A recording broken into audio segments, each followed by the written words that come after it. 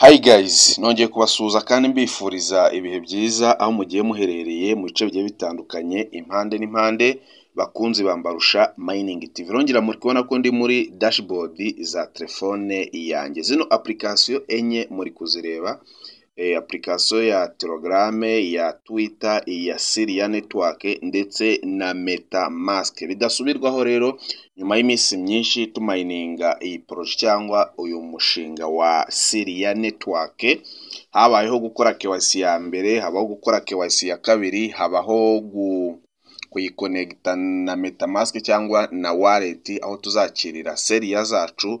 Ku munsi w'ejo uhashize Syria Network yacishije announcement kuri Twitter cyangwa kuri X bamenyesha abantu bose bamayininze Syria Network ko igikorwa cyo kwakira Syria cyo kohereza Syria kiri butangire ku itariki 15 z'ukwezi kwa 11. Nibyo kuko byatangiye, nabikoze nabitestinze, ndabikora mbona birakunze, niyo mpamvu nje kubakorera na video ibereka namwe ukuntu muri buze kugira ute kubikora. Tutaratangira ku muntu utarakoze KYC ya mbere cyangwa KYC ya kabiri, amavideo yose abyerekana ari kuri Mbarusha Mining TV.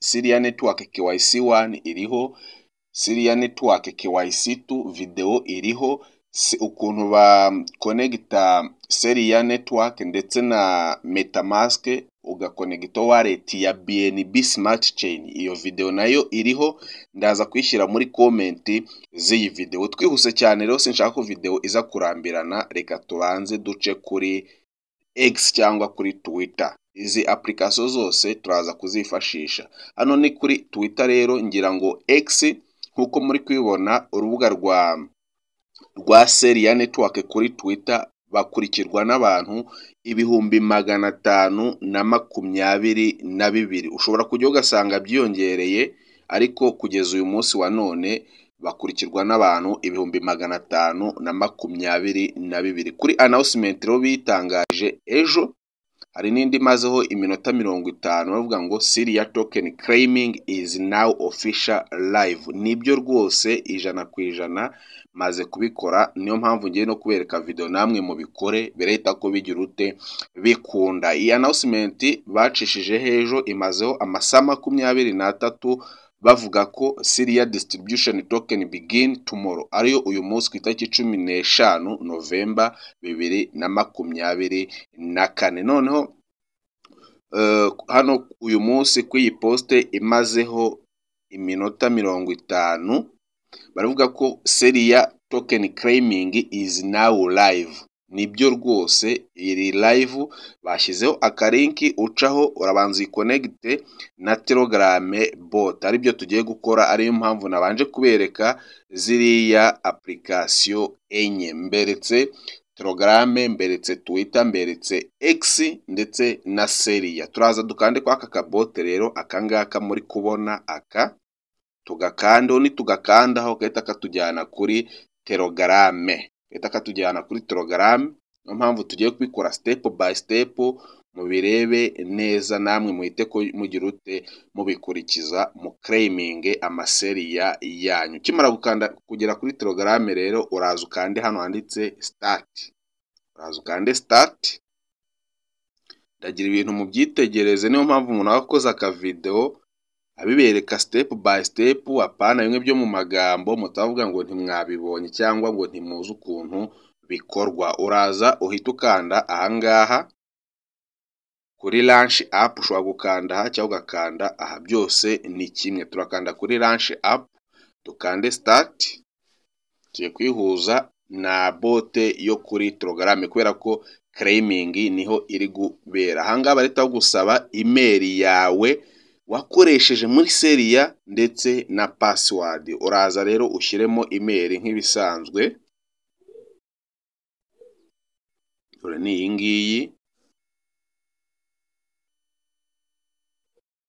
na password ubwo byajyanyemo. Nindangiza nkande sign in.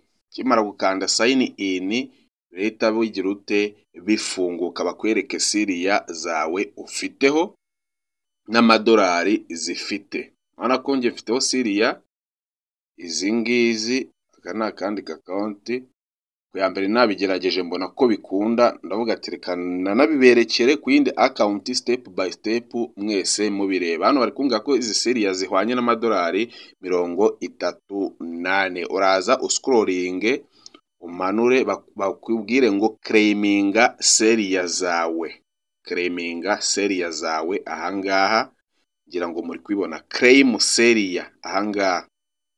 Okay, ukimara kwakanda rero niyo mpamvu naberetse ziriya application zose karenye bareta bagusaba wallet address ya BNB Smart Chain ahangaha, ngira ngo muri kwibona. Ariyo mpamvu nabwiye ngo mwitegereze ziriya application. Please provide your BNB Smart Chain wallet address to proceed BNB Smart Chain wallet. Ahandi rero urajya muri MetaMask uyirebemo. Kujya muri Binance cyangwa ari ama exchange ntabwo ari byo, kubera ko nta contract address irakorwa. Kubera ko ntakorwa contract address, uzagenda uyadinge kuri ya wallet wazanye ukuye wenda nko muri MetaMask wallet, kuko nta niyo irimo. Dita ko tuva mwahangaha rero tujye kureba wallet address ya BNB Smart Chain. Buro tugiye gufungura MetaMask. Urafungura MetaMask. Okay, dutegereze ifunguke, kandi mujye mwibuka gukanda subscribe. Mujye mwibuka gukanda subscribe kugira igihe cyose Mbarusha Mining TV ya uploadinze video, iyo video uyibonere mu bantu ba mbere. Ngira ngo muri kubona ko MetaMask yanjye yafungutse. Mwitegereza ara hejuru cyane harimo network ya BNB Smart Chain ahangaha. Nusanga harimo Ethereum urahakanda ubihindure ushyiremo iya BNB. Rero twe tugiye gutanga wallet address ya BNB. Ushobora kuza ugakanda ahangaha ugakopiya iyi ngiyi ndi kubereka aha, cyo ugakanda kuri iyi BNB ukagenda ugakanda kuri receive ugakopiya wallet, byose ni kimwe. Ushobora gukanda ahangaha kuri iyi copy, cyo ugakanda kuri BNB ukaza ugakanda kwa kajambo receive kari ahangaha hasi. Ahangaha reka mpabereke ndabazi, ndavuga ati ngo warabitweretse ariko ku munota wa nyuma ntitwabibonye. Dore receive ngiyi, ugakanda kuri iyi receive ukaza ugakanda hano kuri copy, ugakanda kuri copy. Hano ko ndayikopi ni kimwe no kuza ugakanda ahangaha nkuko maze kugira ute kubibereka ahangaha. Kimwe no kuza ugakanda ahangaha ariko kuri network ya BNB Smart Chain. Ubu rero hano tuvuyemo, ntabwo turi buze kugira ute kugarukamo muri MetaMask. Tuvuye kureba wallet address ya BNB, tugiye guhita ko twikomerereza hamwe twari tugeze hano muri Telegram. Okay, niturangiza urakanda ku ibintu by'agakubo, niturangiza tuze dupestingemo wallet address yacu nkuko bari kugira ute kuyidusaba ahangaha. Mubyitegereze ahangaha ubu nyisizemo, ngira ngo muri kwibona ko iri moneta nkanda kwa kajambo ko hasi kanditse validate address ahangaha. Yaboneka mujye mwibuka gukanda subscribe. Gato leta nza nkande kwa kajambo k'umuntu kanditse validate address ngakandeho. Reba bahita bakwereka wallet izo seriya ugiye guclaiminga. Ukande hano kuri claim seriya hano hasi mu kajambo k'ubururu cyangwa k'umuhondo ugakandemo, leta bakwereka ko bibaye successful. Ngira ngo murabibonye hari hejuru bakubwira ngo bibaye successful. Nyaboneka mujye mwibuka gukanda subscribe. Nuko nguko bikorwa rero. Mubona ko amafaranga ya seriya twayariye nta gisigaye. Seriya zacu rero barazohereza kuri iriya wallet ya BNB Smart Chain tumaze kugira ute gutanga. Mbibutsa ko gutanga iyo muri za Binance ntabwo byemewe cyangwa za mu ma exchange.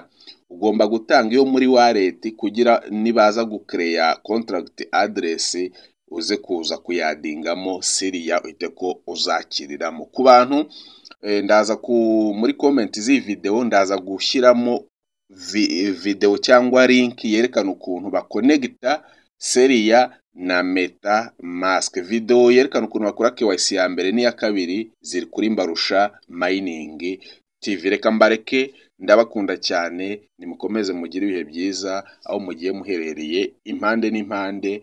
Ciao ciao. Ariko nanone akantu nibagiye gato, ufunguye Syria ho gato, ufunguye Syria bisanzwe n'ubundi wamaze kubikonegita, wenda hano hashobora ntabwo ari kuberamo claim muri application ya Syria, ariko nanone iyo uyifunguye waramaze kubikonegita bahita kubagira ute, bahita kubakwereka za Syria zawe ufitemo na wallet address. Wallet address n'ubundi niyo tumaze kugira ute gutanga hariya muri Telegram. Reka mbareke, mbashimire cyane umwanya wanyu mwamwigomwe mukareba ibiganiro byacu kandi munadushyigikira, biradushimisha cyane. Nimugire ibihe byiza. Ciao ciao.